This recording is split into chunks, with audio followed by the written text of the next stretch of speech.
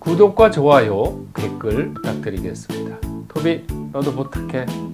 어이구, 그래. 인사. 그래.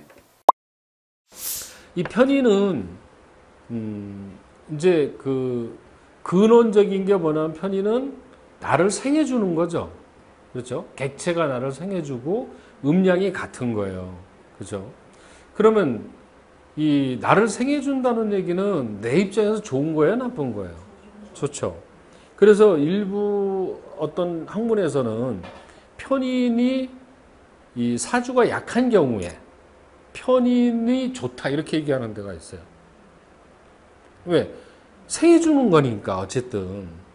그런데 신명철학에서는 천만에 사주가 약한 사람의 편인운은 더 나쁘다 이렇게 얘기를 해요. 왜 그러냐면 편인이라는 것 자체가 이게 요사모사로 해석하거든요. 그러면 사주가 약한 사람은 거기에 더 휘둘린다는 거예요. 그러니까 내가 기운이 약한 사람은 이상한 일이 오면 그거를 대처할 힘이 없어서 더 나쁜 거지 그게 절대로 좋은 일이 없다. 그 다음에 또 하나는 이제 박사님 말씀하시는 거예요. 실증적으로 보면 좋은 일이 하나도 안 벌어지더라. 그게 맞죠. 그렇죠? 편의 눈에 안 벌어진다는, 안 좋은 일이 생긴다는. 내가 이제 이 사주 공부를 맨 처음에 시작할 때, 맨 처음에 이제 시중에 나오는 왕초보 사주라는 책이 있어요. 베스트셀러입니다, 그건. 왕초보 사주. 낭월 스님의 사주. 낭월 스님이 쓴 책이에요, 그게. 그 책을 보면 막 이야기처럼 돼 있어서 그냥 재밌어요. 막 읽어보면. 나중에 뭔 얘기인지 잘 모르겠지만.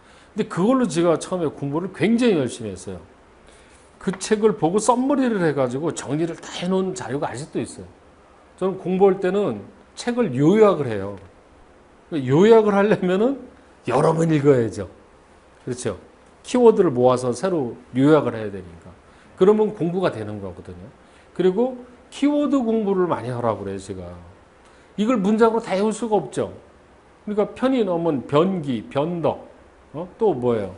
감흥, 감능, 감정적인 능력 이런 거를 편인이라고 그랬잖아요. 이런 키워드를 알아두면은 그걸 가지고 응용하기가 좋거든요. 그런데 바로 전운이 내가 뭐냐면 편인 식신운이었단 말이에요. 편인 식신운. 지금 10년 운이 작년까지가. 그런데 내 사주에서는 편인이 용신으로 나와요. 정화가 용신. 용신은 굉장히 좋은 글자란 말이에요. 그러면 용신 공부를 할 때는 용신 대운, 용신 해는 대박이다 이렇게 나오거든요. 그러면 내가 바로 전 대운이 정유 대운이었는데 그 대운 시작되는 해가 정해년이었어요. 정유년, 정유대운, 정해년. 용신이 대운, 세운에서 같이 왔죠. 근데 그때 대박 나야 되잖아. 근데 대박이 아니라 1년 내내 사주 공부만 했거든. 직장 잃고 공부만 했다고. 근데 신명철에서는 편인을 운에 뭘 하는 게 제일 좋냐 그러면 공부하는 게 제일 좋다고 그랬잖아요. 그거 공부했다니까. 근데 어찌 보면 말이에요. 결과적으로 보면 그때 공부한 게 지금 밥 먹고 사니까 좋은 건가? 이렇게 생각하면 또 그런가? 이렇게 생각하지만 그 당시에는 대박은 결코 아니었다 이거죠. 편인 운에는 굶어 죽지는 않아요. 먹을 만큼만 돈은 들어와요. 왜 그러면 편인이 뭐라고 그랬어요? 사람으로 치면. 계모. 그렇죠? 계모는 굶어 죽게 안 합니다. 배부르게 맛있는 건 안 줘도 굶어 죽게는 안 해요. 그러니까 내 20년 동안 굶어 죽지는 않았다니까. 딱 돈이 딱 먹고 살 만큼만 들어. 참 희한해. 조금만 더 들어오면 좀 여유 좀 부리고 싶은데 안 돼 그게. 딱 그러고 딱이야 그냥. 정확하게. 희한합니다 그게. 자 봅시다. 편인. 편인의 비견입니다 이번에. 편인의 비견을 만나면 어떻게 되냐. 효신견 비중이면 계모 생자 지상이다 이렇게 됐죠. 계모가 자기 자식을 데리고 온다는 이런 뜻이거든요. 예. 자, 이게 나예요. 갑. 근데 이게 편인이죠. 근데 이게 이제 비견이 또 하나 들어오는 거죠. 이거는. 그럼 내 입장에서는 비견이 형제가 들어오는 거죠. 그렇죠. 형제가 하나 생기는데 이게 누구 형제냐? 계모가 자녀를 출산해서 이복 형제가 생기는 모습이다. 자, 그러면 계모가 애를 낳았다는 의미는요, 뭐를 추정하냐면 우리 엄마는 어디 간가요? 우리 엄마가 없으니까 계모가 애 낳지. 그러니까 생모의 사망을 뜻하기도 한다. 이게. 그래서 그러면 계모가 자기 자식이 없을 때는 나를 자식처럼 봐주다가 자기 자식이 딱 생기니까 어떡해? 자기 자식 생각, 그러니까 왕자의 난이 왜 난 건데. 그렇죠? 조선시대 왕자의 난. 자기 자식 왕 시키려고 이거 하다가 죽는 거 아니에요, 이게. 그렇죠? 그러니까 향후 계모 학대가 심해질 것을 예상할 수 있다. 그러니까 편인의 비견호는 이게 좋은 게 아니라는 얘기죠. 유년기에는, 그러니까 유년기 어렸을 때, 첫 번째 대운, 10대 대운 이런 데, 첫 번째, 두 번째 대운 때, 이럴 때 만약에 이런 게 들어온다. 그러니까 아까 우리 이상태 선생님이 운이 나이에 따라 두르는 운을 보고 해석을 해줘야 되는 거예요. 80몇 살에 정관 정인이 두른다. 그러면 그때 공직으로 나간다. 이렇게 얘기하기는 좀 곤란하죠. 그죠? 그렇지만 그때는 편인, 정관 전인이지만 건강은 좋고 그래서 사회적으로 존경받는 인사가 된다. 이렇게 얘기할 수는 있어요. 그거는 나이 들어서. 그렇죠? 그리고 나이 들어서 정관 전인이 넣으면요, 늙어도 깨끗하게 늙어요. 실제로. 이게 나이 들어서 지저분하게 늙는 거 있죠? 지저분하게 늙는 게 뭐 얘기예요? 벽에다 이거 칠하고 이러는 거. 그죠? 그러지 않아요. 정관 정인은 이렇게 들어요. 여자나 남자나 걸어놓으면 옷에서 냄새 나는 거 이런 거 싫어하고 깔끔 떨고 그래요. 실제로 보면. 그런 게 있습니다. 자, 어렸을 때 이런 게 들으면 유년기에는 의식주 생활의 궁핍. 왜 의식주 생활의 궁핍이라는 말이 나올까요? 학업의 차질 이런 말이 나올까요? 편인이라서.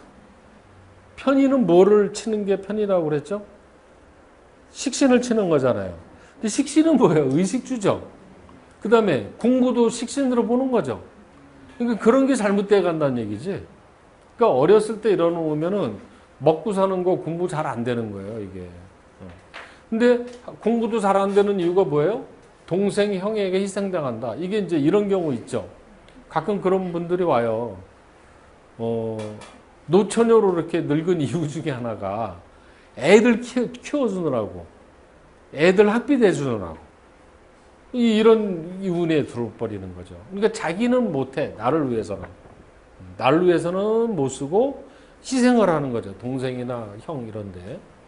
부친의 유고, 질병. 부친의 유고를 보는 이유가 뭐냐면 이 비견운이 들어온다는 거는 비견은 뭐를 치는 거예요? 편제를 치죠. 그래서 어렸을 때 편제 비견 편제 운이 들으면 누가 문제가 된다고 그랬어요? 아버지가 문제가 돼요. 그러니까 어렸을 때는 비견이 들어와 버리면 아버지가 다 나빠져요. 이거는. 그래서 아버지의 유고, 질병, 본인도 질병이 걸릴 수가 있겠죠. 이런 거는. 근데 이게 질병이 대체로 뭐냐면 스트레스, 정신적인 이런 문제들이 들어오죠. 성년기에는 이제 성년기라는 건 20대, 30대, 40대 이럴 때 얘기죠. 이럴 때는 이미 사기를 당했거나 사업 부진 등으로 어려운 상황에 타인의 채무마저 독촉을 받아 진퇴양난에 놓이며 상처, 자식을 잃는 등의 재가 지액이 들었다. 이런 거 막 공부할 때 있잖아요. 이렇게 보면, 이야, 편인 비견은 이게 딱 보니까 내가 편인 비견이네. 나는 그런 건 없어요. 이런 게 딱 들어오면요, 공부할 맛이, 밥맛이 뚝 떨어지는 거야. 그러지 않겠어요? 내가 보니까 30대, 40대 보니까 이거거든. 이야, 이거 뭐야? 마누라도 좋고, 자식도 좋고. 이거 답이 될 필요는 없어요. 이런 일이 다 벌어지는 건 아니야. 그래서, 야, 참 너무 이게. 근데 실제 이런 사람도 있으니까 써놓은 거예요. 이게 이제 그러니까 있는 등 이런 말을 써. 그런데 집안 문제는 생긴다는 거지. 이거를 너무 직설적으로 해석은 하지 마세요. 근데 이런 집안이라든가 이런 게 문제가 될 수가 있다라는 거지. 무조건 이운이 돼 이런 운이 들어오면 다 마누라 죽고 자식 죽고 이런 거로 되는 건 아니에요. 비견은 효신의 위세를 증가시켜주는 상이므로 왜 비견이 효신의 위세를 증가시켜줘요? 왜? 효신을 견제하는 게 뭐죠? 효신을 견제하는 게 두 가지라고 그랬어. 편인을 견제하는 거. 정인 또 편재. 계모는 아버지가 잡잖아. 그죠? 그런데 비견이 같이 들어온다는 거는 비견은 누구를 잡아? 편재를 잡죠. 그러니까 비견 편인이 오면은 편재가 힘을 못 쓰게 돼 있어. 아버지가. 그러니까 아버지가 힘을 못 쓰면 누가 기사라? 편인이 기사는 거예요. 그러니까 비견은 효신의 위세를 증가시켜 준다는 이유를 애우려고 하면 안 돼. 왜? 비견은 편재를 제압하고 편재는 효신을 제압하는데 편재가 없으니까 효신이 그 위세가 증가시켜 주죠. 그러니까 이런 운에는 식신이 문제가 되는 거지. 예. 그러니까 식신이 문제된다는 거 이 얘기죠. 이게. 자, 이렇게 되므로 동료나 친지 등 타인과의 유대가 이익보다는 손해를 입히는 편이 크다. 따라서 동업은 될 듯하나 끝내 이루지 못한다. 이 비견운이 들어온다는 거는 비견은 뭐예요? 동료, 친구, 형제 이거거든요. 그럼 이런 비견 이런 운이 오면은요. 그런 사람들이 들어와요. 근데 이거는 편인으로 들어오기 때문에 사기치러 들어오는 거예요. 이런 운에 같이 동업 사업하면은 100% 깨지는 걸로 보면 돼요. 그러니까 운에서 비견이 오면은 친구가 뭐 하자고 들어오는 거예요. 이거는. 그렇게 보면 돼요. 그러니까 따라서 동업은 될 듯 하나 끝내 이롭지 못하다. 타인 간의 유대가 이익보다는 손해를 입는다. 그러니까 이런 편인 비견운이 왔는데 누가 뭐 하자고 합니다. 그러면 망하려면 한번 해보세요. 그러면 되죠. 하면 안 되는 거라는 거지. 이런 운은.